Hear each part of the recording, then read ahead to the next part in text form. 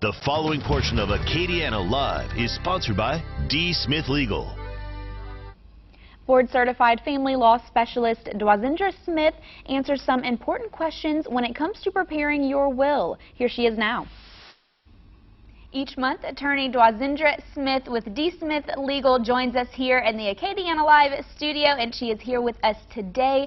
And this segment is more focused towards parents. So if you are a parent, listen up, because we're going to talk about the importance of creating a will and making sure that legally things are in place if an accident were to happen.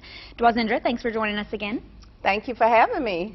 And as I said, we're talking about creating a will. So first I want to know why it's so important to create a will. So it's very important to create a will, especially with this pandemic that is still going on, to make sure that everyone knows exactly how you want everything distributed if you were to pass away. God forbid it, but if you were, we'll know exactly how you want your property distributed. Now, of course, this is something that you would talk about with your clients, but what are some of the more important things to make sure that you include in your will?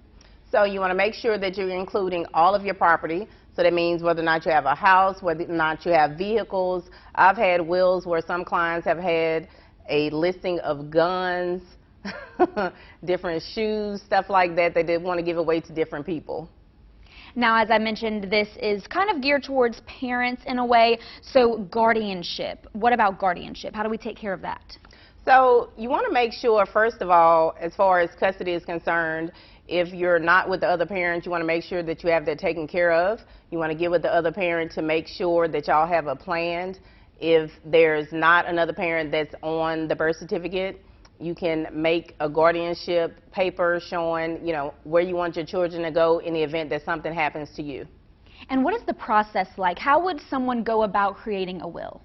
So what they would do is they would bring a listing of all of the assets that they have or the property that they have to their attorney, and then the attorney would draw up the will for them. They would come back in and they would verify that everything is correct.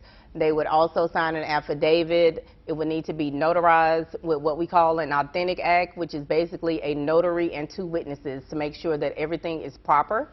And then you would also sign it on every single page at the bottom to make sure that, in the event that it has to go to court or something like that, this shows that this is what you wanted. Now, from what I understand, there are different types of wills. How would you go about determining what kind of will you need to create? Absolutely. So we have what's called a statutory will, which is basically just like a typed will, and like I talked about a few minutes ago, you would sign that at the bottom of each page, and then you would also have that done in authentic act. And then there's also what's called an holographic will, which is basically a will that is written fully in the person's handwriting. Thank you so much, Dwazindra.